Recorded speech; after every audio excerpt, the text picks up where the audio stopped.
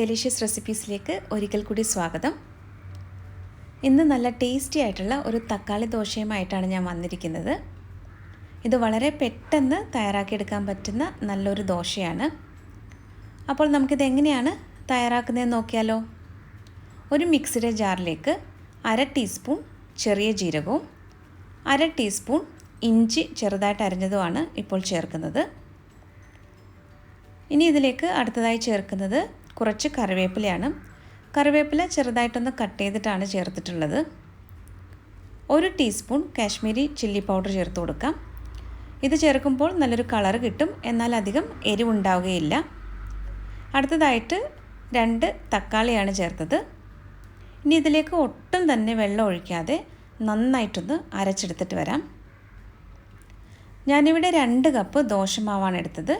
ഇത് പുളിച്ച ദോശമാവ് തന്നെയാണ്. ഇനി ഇതിലേക്ക് നമുക്ക് കുറച്ച് റവ കൂടി ചേർക്കണം. 2 ടേബിൾ സ്പൂൺ റവയാണ് ഞാൻ ഇതിലേക്ക് ചേർക്കുന്നത്. ഇനി അടുത്തതായിട്ട് നമുക്ക് നേരത്തെ അരച്ച് വെച്ചിരുന്ന തക്കാളിയുടെ കൂട്ടാണ് ഇതിലേക്ക് ചേർക്കാനുള്ളത്. ആവശ്യത്തിനുള്ള ഉപ്പ് കൂടി ചേർത്ത് കൊടുക്കാം. ഇനി ഇത് നല്ലതുപോലെ ഒന്ന് മിക്സ് ചെയ്തെടുക്കണം. നന്നായിട്ട് ഇത് മിക്സ് ചെയ്തെടുത്ത ശേഷം ഒരു 10 മുതൽ 15 മിനിറ്റ് വരെ ഇതൊന്ന് അടച്ച് മാറ്റി വയ്ക്കണം.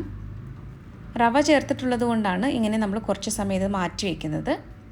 റവ നന്നായിട്ടൊന്ന് കുതിർന്ന് വരാൻ വേണ്ടിയിട്ടാണ് ഇങ്ങനെ ചെയ്യുന്നത്. എല്ലാ ദിവസവും ഒരേപോലെയുള്ള ദോശ കഴിച്ചിട്ട് മടുത്തിട്ടുണ്ടെങ്കിൽ ഇതുപോലെ ഒരു തക്കാളി ദോശ തയ്യാറാക്കി നോക്കൂ. തീർച്ചയായും നിങ്ങൾക്കിത് ഇഷ്ടമാകും. അപ്പോൾ ദോശമാവ് ബാക്കിയുണ്ടെങ്കിൽ തീർച്ചയായും ഇതൊന്ന് ട്രൈ ചെയ്ത് നോക്കണം. ട്രൈ ചെയ്ത് നോക്കിയിട്ട് ഇഷ്ടമായെങ്കിൽ ഫീഡ്ബാക്ക് കൂടി തരാനായിട്ട് മറക്കരുതേ. ഇപ്പോൾ മാവ് നന്നായിട്ട് മിക്സ് ചെയ്തെടുത്തിട്ടുണ്ട്. ഇനി നമുക്കിതൊന്ന് അടച്ച് മാറ്റി വയ്ക്കാം. ഇപ്പോൾ ഏകദേശം 15 മിനിറ്റ് ആയിട്ടുണ്ട്. ഇനി നമുക്ക് ദോശ ചുട്ടെടുക്കാം. പാൻ ഇവിടെ നന്നായിട്ട് ചൂടായിട്ടുണ്ട്. അല്പം വെള്ളം തളിച്ച് ഒന്ന് ചൂട് ക്രമീകരിക്കുകയാണ്. ഇനി ഇതിലേക്ക് നമുക്ക് കുറച്ച് ദോശമാവ് ഒഴിച്ചു കൊടുക്കാം. സാധാരണ ദോശ ചുടുന്നത് പോലെ തന്നെ നന്നായിട്ടൊന്ന് സ്പ്രെഡ് ചെയ്ത് കൊടുക്കാം. നല്ല ക്രിസ്പി ആയിട്ടുള്ളൊരു ദോശയാണിത്. അപ്പം നല്ല കളറൊക്കെ ഉള്ളത് കൊണ്ട് കുട്ടികൾക്കും ഇത് വളരെ ഇഷ്ടമാകും. ഇത് സാധാരണ ദോശ ചുട്ടെടുക്കുന്നതിനേക്കാളും ഒരു അല്പം കൂടി സമയമെടുക്കും. ഇതിൽ റവ ചേർത്തിട്ടുള്ളത് കൊണ്ടാണ് കുറച്ച് സമയം കൂടുതൽ എടുക്കുന്നത്. ഇനി ഇത് നന്നായിട്ടൊന്ന് കുക്ക് ചെയ്തെടുക്കണം. അപ്പോൾ മുകൾ വശം നല്ലതുപോലെ ഒന്ന് ഡ്രൈ ആയി വന്നതിന് ശേഷം ഇതിലേക്ക് നെയ്യോ അല്ലെങ്കിൽ എണ്ണയോ ചേർത്ത് കൊടുക്കാവുന്നതാണ്.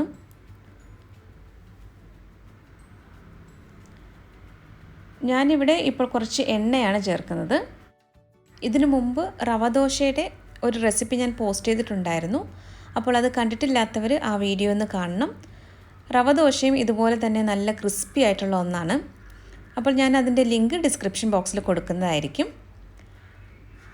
ഇനി നമുക്കിതൊന്ന് തിരിച്ചിട്ട് കൊടുക്കാം. ഇത് തിരിച്ചിട്ട് കൊടുത്ത ശേഷം കൂടുതൽ സമയം കുക്ക് ചെയ്യേണ്ട ആവശ്യമില്ല. ഇതിപ്പോൾ നല്ല ക്രിസ്പി ആയിട്ട് വന്നിട്ടുണ്ട്. ഇനി നമുക്കിത് പാനിൽ നിന്നും എടുത്തു മാറ്റാം. നല്ല ടേസ്റ്റി ആയിട്ടുള്ള ക്രിസ്പി ആയിട്ടുള്ള നമ്മുടെ തക്കാളി ദോശ ഇവിടെ റെഡി ആയിട്ടുണ്ട്. ഞാനിത് തേങ്ങാ ചട്നിയുടെ കൂടെയാണ് സെർവ് ചെയ്യുന്നത്.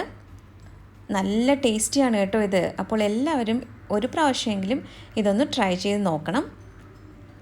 ഇനി നമുക്ക് ബാക്കിയുള്ള ദോശയെല്ലാം ഒന്ന് ചുട്ടെടുക്കാം. ഓരോ തവണ ദോശ ചുടുന്നതിന് മുമ്പായിട്ട് ഈ പാൻ ഒന്ന് ചൂട് ക്രമീകരിക്കാൻ വേണ്ടിയിട്ട് അല്പം വെള്ളം ഒന്ന് തളിച്ചു കൊടുക്കണം. എന്നിട്ട് ഇതുപോലെ വളരെ തിന്നായിട്ട് വേണം സ്പ്രെഡ് ചെയ്ത് കൊടുക്കേണ്ടത്. അപ്പോൾ ഇന്നത്തെ ഈ റെസിപ്പി എല്ലാവർക്കും ഇഷ്ടമായെന്ന് കരുതുന്നു.